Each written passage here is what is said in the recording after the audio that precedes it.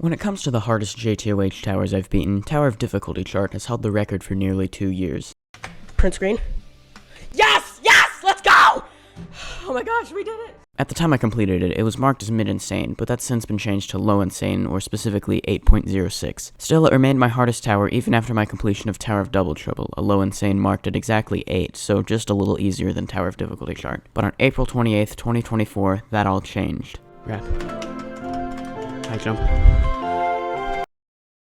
That ain't good. It's safe to say Tower of Thinning Layers is no fraction of an iced sucrose cylinder. It's marked as mid-insane, specifically 8.48, and is my new hardest tower. It was built by Namoon14, and I think the best way to describe it is that it's short and salty. You know how people say short and sweet? Well, ToTL is short, but definitely not sweet, so it's the opposite. Salty. The tower can be speedrun in under 3 minutes, and at an average pace with no major fails would probably take around 5 to 6 minutes. My winning run was about 13.5 minutes, but that certainly doesn't mean the tower is easy. The tower features a lot of wraparounds and precise jumps that require careful maneuvering to pass. The tower gets its name from the fact that each floor as you ascend gets smaller and smaller. This luckily means that when you get far into the tower, there are a lot of platforms below you to land on if you fall, so once you get to around floor 6 or 7, there's a low chance you'll fall all the way to the bottom. But what happened to me several times was that I'd fall a bunch of times quickly, and before I knew it, I was on floor 7, and then 30 seconds later, I was on floor 1. I think the biggest challenge for this tower is dealing with frustration and nerves and trying not to rush. Loop failing floors 1 through 2 for 10 plus minutes straight was certainly frustrating, but then I finally got to the later floors and I'd be super nervous and fall back a couple floors, then try to rush, but then fall all the way back to floor 1. This became less of a problem as I grinded the tower more though, but don't get me wrong, the difficulty of the jumps is still not to be underestimated. The tower is pretty sight readable, it's easy to figure out where to go, but knowing what shortcuts are worth and not worth taking, as well as consistent methods for various jumps is something you should definitely learn in the practice place. I'll still be going over my preferred shortcuts and methods in this video though. A lot of this is going to be up to you and your personal preference, what you feel like is the method that will work best for you. Speaking of shortcuts, there are a lot of them in this tower, probably well over 100. Some of them skip most of a floor, others a few jumps, and some you could debate whether they even are shortcuts. This visual shows you what I think is the most notable feature or features of each floor, as well as where the safety nets are. The most notable features of the tower overall, I've marked in red. So, did I enjoy this tower?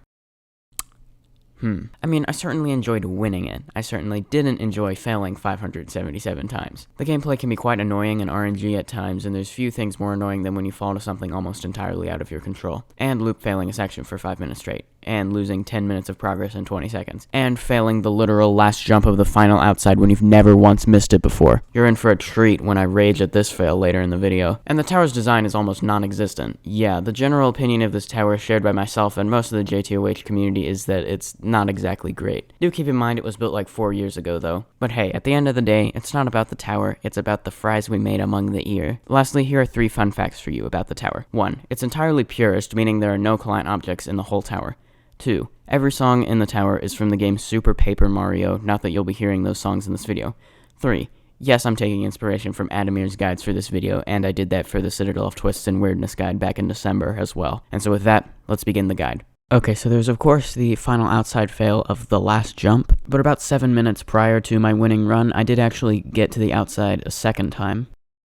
I hate this game so much. But the run immediately preceding my winning run involved missing this lodge, or rather the dismount, as they call it on American Ninja Warrior. So to start off, you want to go up the wedge, and then you have some wraparounds. They are kind of tricky, but you'll end up doing them so many times, you'll get really fast and consistent at them. Here what you need to do is go through that one stud gap, and then jump to that, thin ledge. The first of the tower's shortcuts is right here. If you want, you can lag high jump on top of here. It only skips 3 jumps, and it's honestly easier to do the normal route, but I'll go ahead and mention that anyway. But the intended route involves a jump to there, and then the jump off that one stud. Make sure you line that up, it's a little tricky. Then these wraparounds are pretty easy, and then here on those one studs, make sure to go to the right of them so you don't hit your head on that other platform. You can go to the other side of the wraparound too, by the way. On the lodge, you have a few different options. Option 1 is to take the intended route and actually do the lodge and then slide across. Option 2 is to jump high jump straight on top of the lodge and then just walk on top of it. Or secret option 3, which is what ended up happening in this run. Try to do option 1, so try to do it the intended way, but then you end up going on top. Yeah, the lodge is pretty RNG, but it's on the first floor, so it's not that big of a deal. On the wall hops, they are kind of tricky, but again, they're on floor 1, or I guess technically floor 2, so it doesn't really matter. but I'd suggest using alignment. And my preferred method involved wall hopping on all of them, but you can also try just going to the middle one, and sometimes you'll go straight on top of it, other times you won't, so aim for the last one, like the highest one, but do be ready for you to land like on top of it after doing the middle wall hop. On to floor 2, this involves a lot of wraparounds. They look pretty tricky, but they're actually easier than they look, and they'll honestly just become muscle memory eventually. There's not a whole lot to say here, but there are a couple skips I'll tell you of. Skip number 1 involves lag high jumping here. You can do that if you want, but I prefer to do the wraparounds as intended. Second skip is that you can regular high jump to skip that last wraparound. If you decide to take the intended route though, do be aware that you might go into climbing animation and get like flung off of here, so try not to have that happen if you decide to go the intended route. Alright, this first wrap on floor 3, I preferred to do in first person, and then the next one in third person, and the next one in third person,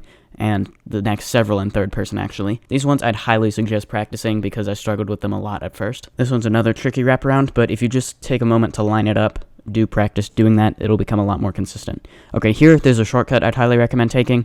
It's a little inconsistent, but it involves wall hopping like that. Sometimes it'll take a few attempts, but just like press A as well. That way you'll land on like the platform next to it if you miss it, which you probably will a few times. Basically, you're wall hopping so that you can skip several walkarounds. But once you do get up here, you can go this way. This is the intended route. It involves some more walkarounds. Make sure you do them carefully. Then be careful here. Make sure you get close enough to the ledge so that you don't like hit your head on the thing above you and then like get flung off or anything weird like that. Another thing you can do is after the wall hop to skip the walkarounds, you can go over here and then do this head hitter. I decided not to do that because I felt like I was more likely to fail that than the walkarounds. Then you have this large partial safety net, which is really nice. Do these high jumps in the center of the floor. It'll skip many jumps, so there's no reason not to do that. Then you have this 10 stud wrap, so do that. And here, zoom into like very close to first person, more than you'd normally play, because like the things above you, they'll like block your view.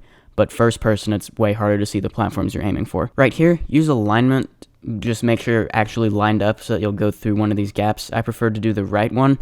That way I could do this jump on that side so that if I fell, as I just demonstrated, you'll land right on the safety net. If you go on the other side, which you can do if you want, you're going to fall to floor 1 if you miss it, so go on the left. But that takes you to floor 4. You start off with some ladder flicks. Just do these first ones. Do be aware that this one's going to try to do like weird unexpected things, so expect the unexpected. Also, nice shortcut, you can ladder flick straight to the side of here and then skip the rest of those ladder flicks. Then you have some ledge grabs. So go to the side and then like sort of go back and forth at an angle a little bit until you can turn like this and then go into climbing animation. Then press W and then a fraction of a second later press space.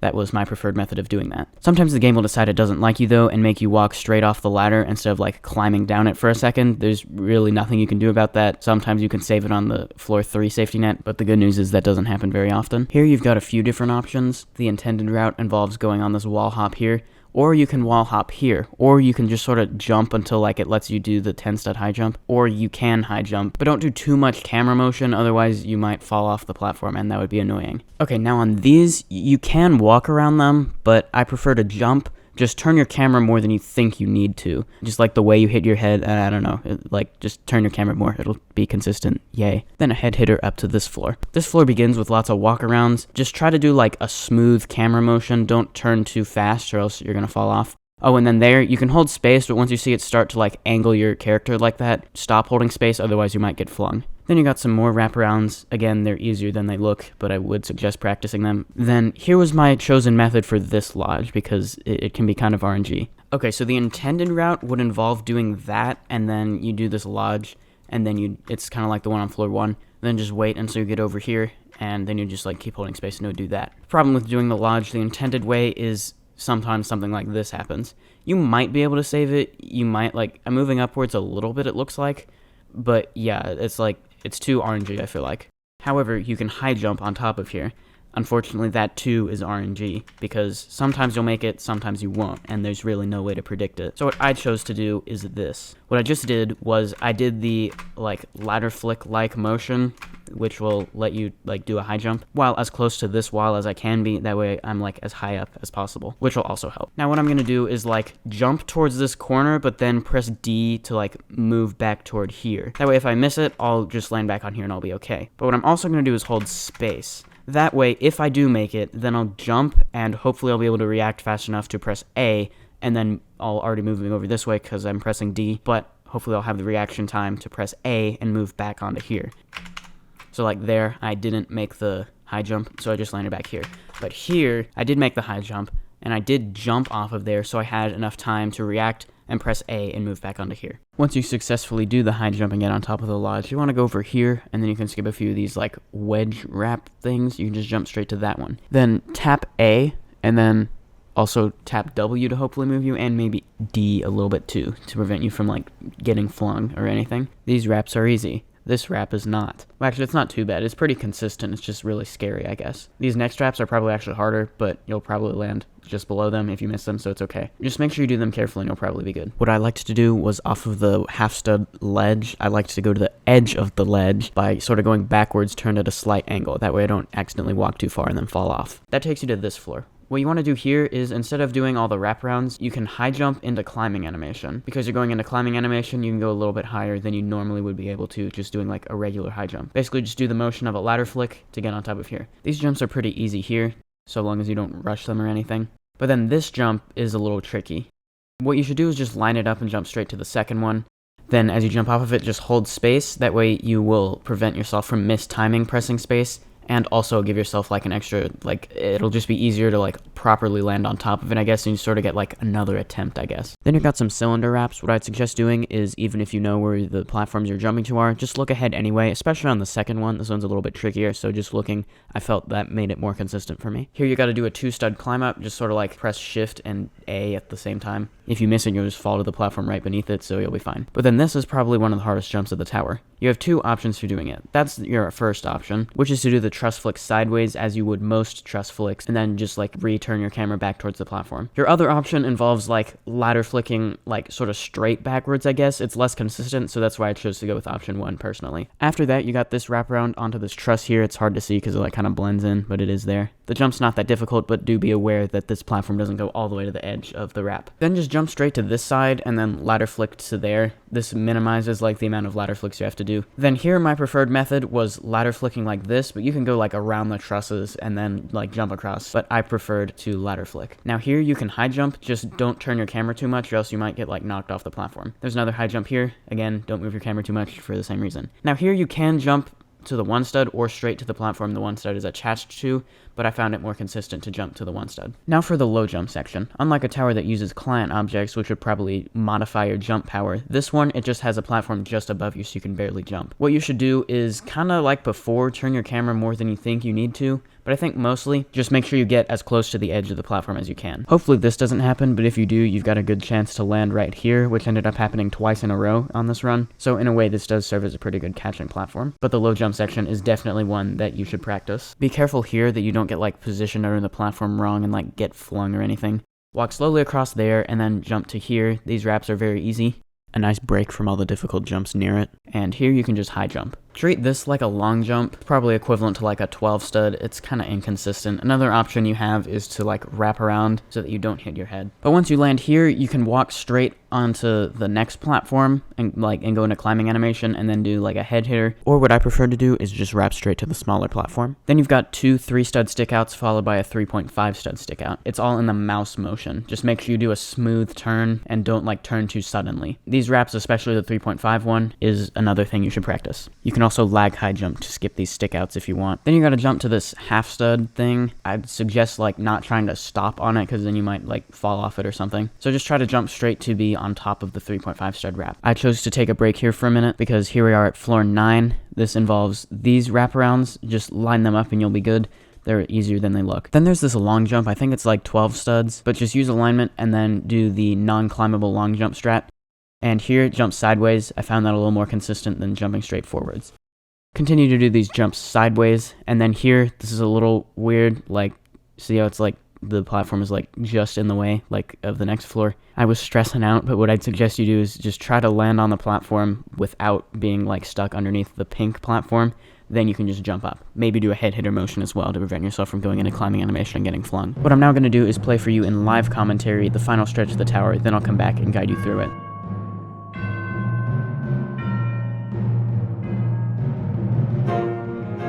Okay, we're at basically the end now. We're at where the sign says, well, you have done well, gamer. Can you complete the final test? These jumps are basically free here.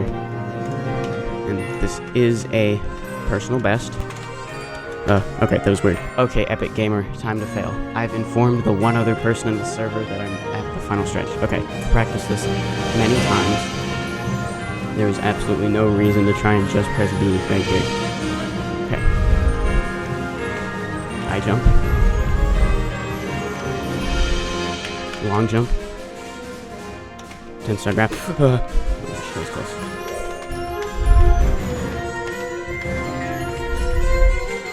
Long jump. Oh my gosh.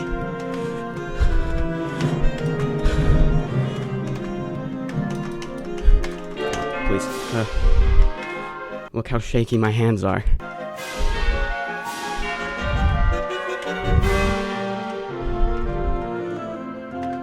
Wrap. High jump. Wrap. No!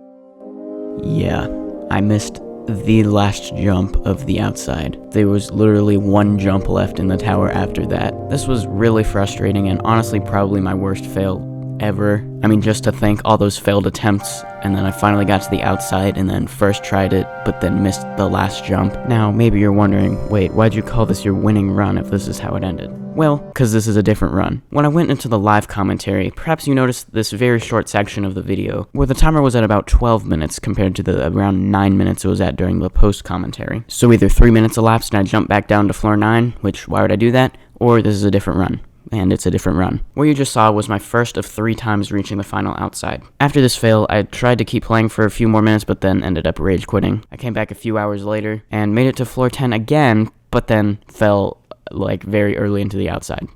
I hate this game. I hate this game so much.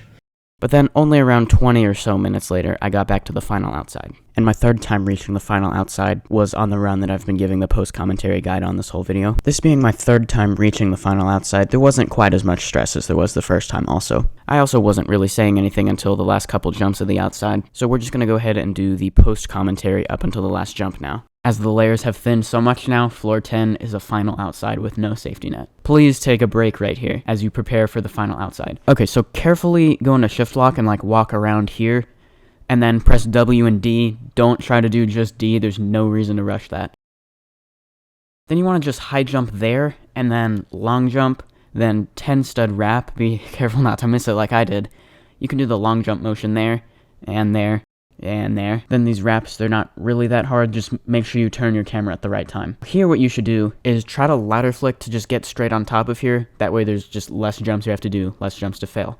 But do be aware, it could do some unexpected things. That happened like 10 times in this winning run, but I managed to land back here every time, but it was quite the jump scare every time. But just be careful, like, if you're turned at a little bit of an angle and then like press W, it might just like slide you off the platform. That would definitely be an annoying way to fall, so be careful of that. But however you get on top of here, stand sort of near the back 2 studs of that, and then press W and space to consistently like bounce on top of the truss. It's possible to do a similar thing that you just did on this truss, but it's not very consistent, and the intended route is in fact more consistent and easier than it looks. Simply jump around to the other side of the truss, climb up a little bit, and press space. You'll land on the stud. Now jump to above the truss, and wrap around to here. Then you want to do a high jump by first facing straight into the wall and then high jumping on top of the wall, rather than like angling yourself and trying to go on top of the pole. Even though the pole is lower down, it's just as consistent to high jump on top of the wall, just without as much of a risk of like somehow moving to the side or anything. So that's why I'd suggest you do that. And please do not press jump too late on this final wrap like I did. What you want to do for the final jump is like look as like straight down as you can and try to get the side of your mouse like lined up with the half stud wind pad. It's kind of annoying because like you can't move your mouse so it's lined up without backing up to where you can't see the wind pad. But do the best you can. This will eliminate one axis of movement you have to worry about. So now you just have to jump